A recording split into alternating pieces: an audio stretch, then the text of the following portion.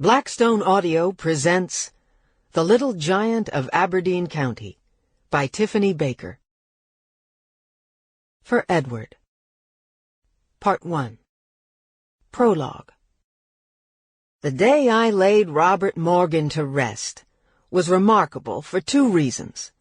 First, even though it was August, the sky overhead was as rough and cold as a January lake. And second, it was the day I started to shrink. I remember standing by the open grave, the muddy earth clotted like wet dung, waiting for Robert Morgan's body to be lowered into the hole. The other scattered mourners had begun to take chill and leave, but I wasn't cold. There were layers and layers of me folded together like an accordion. So many that I would be warm in a blizzard. I could stand naked at the North Pole and be just fine. I watched the coffin drop slowly into the ground, the supporting velvet ropes sliding under its belly like devious snakes. Before his death, the doctor had chosen a mahogany casket trimmed with brass and lined with a somber maroon satin. He brought a picture of it home to show me, and I examined it with suspicion. It looked phony somehow, like something you would find at Disneyland or a waxworks museum. All of it was too perfect.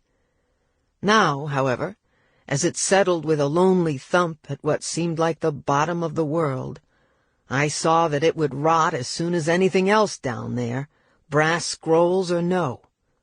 I pictured Robert Morgan laid out in the elaborate box, his hair slicked down over his scalp like an otter's, his spindly fingers gnarled together in a knot over his heart, awaiting judgment.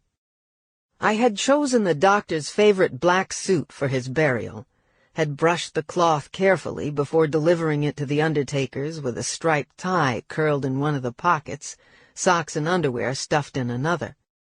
I didn't know why a dead man needed underpants, but there you had it. If Robert Morgan had been giving the directives, he would have insisted on aftershave, a belt, and cufflinks.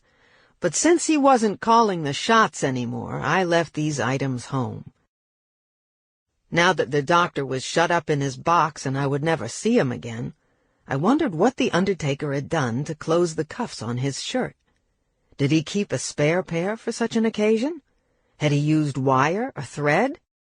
The plastic twist ties from a garbage bag? I threw a fistful of earth onto the coffin and held my breath for the accompanying thud. I thought of all the patients Robert Morgan had buried and wondered if any of them... Sample complete. Ready to continue?